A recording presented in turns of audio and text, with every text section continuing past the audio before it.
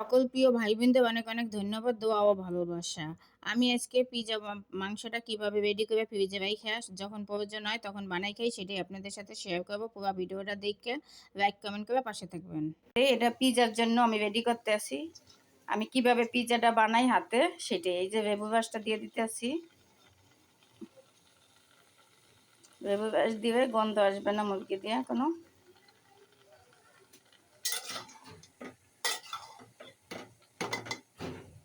এই যে আদা বাটা দিতে আসি আমার পরিমাণ মতন, এখানে 2 কেজি মুরগি যেহেতু।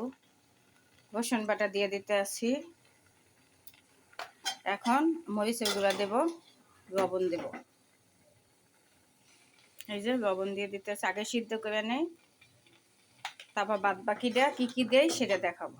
মরিচের গুঁড়া,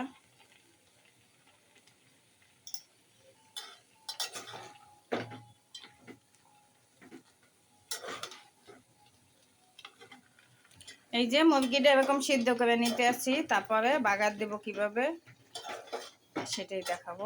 ভালো মতন সিদ্ধ করে নিতে হবে। এই যে মাংসটা হয়ে গেছে, এখন নামাই ফেলবো। নামাইয়া পর বাগার দেবো। কড়াই রসুনটা ফ্রাই করে নেব। আর দেখছেন পরিমাণ বেশি, 2 কেজি দিক। তারপর নিচ্ছি এখানে অরিগন আর মরিচের আদা ভাঙ্গা, চিলি ফ্লেক্স। আর এখানে ডিপে ছিল টমেটো, ওইটা কুচাই নিচ্ছি। সাথে সয়া সস নিচ্ছি, টমেটো সস। এইটা দিয়ে আমি এই যে পিজা মেন হয়েছে এই যে এইটা, এই যে রসুনটা, এই যে রসুন এটা দিতেই হবে, এইটাই রান আসে। আর এইটাই মেন। এখন আমি অরিগানটা দিয়ে দিতে আছি। অরিগানটা দিয়ে নাড়া দিয়া এই যে টমেটোটা দিই। এখন এইটা সস বানাই নেব। সয়া সস দিয়ে দিতে আছি।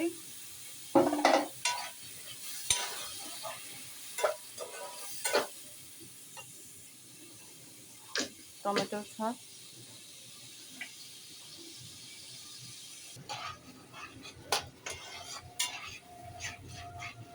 এই যে সসটা বানানো হয়েছে, এখন টমেটোটা গলে গেছে।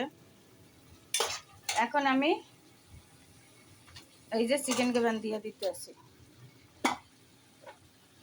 এখন এইটা দিয়ে সুন্দর মতন কষাইয়ে ভালো মতন হয়ে নেবে। চিনি দিয়ে দেব। দেখছেন কালারটা কত সুন্দর। এই যে চিনি দিয়ে দিতে আছি। টেস্টিং সল্ট দিয়ে দিচ্ছি, লবণ স্বাদ মতন দিয়ে দিচ্ছি। তারপর আবার দেখবো লবণ হয়েছে কিনা। এখন মাংসটা আমি সুন্দর মতন ছিল 2 পদের লাল ক্যাপসিকাম আর সবুজ, এইটা এখন এইটার মধ্যে দিয়ে দেব। এই যে এখন আমি এইটা দিয়ে দেব, দিয়ে এখন মিশিয়ে নাড়া দিয়ে নেব। সুন্দর মতন মিশিয়ে নাড়া দিয়ে দেখি আগে। আর একটু দেবো, কম হয়ে গেছে। আমি যখন দাম কম থাকে তখন আইনা ডিপে থিয়া দিই 1-2 কেজি। তখন যখন প্রয়োজন হয় আমি সব কিছুতে দিয়ে এই যে আরও দিতাম, আর দেবো না, এইটাই রাখবো, আবার কাঁচা দিয়ে দেবো। এখন আমি সুন্দর এই যে হ্যাঁ একদম পারফেক্ট হয়েছে একদম। এখন নামাই ফেলবো। দেখেন সুন্দর মতন পানি টেনে গেছে। আর এইটা এখন নামাইয়া ছোট ছোট বক্সে করে বা পলিথিনে করে থবো বা জিপবরকে। এই যে দেখেন কত সুন্দর হয়েছে, কত সুন্দর। এরকম আপনারাও পিজা ঘরে বানাই খাইতে পারবেন। যে রেডি হয়ে গেল পিজার মাংসটা। ঠান্ডা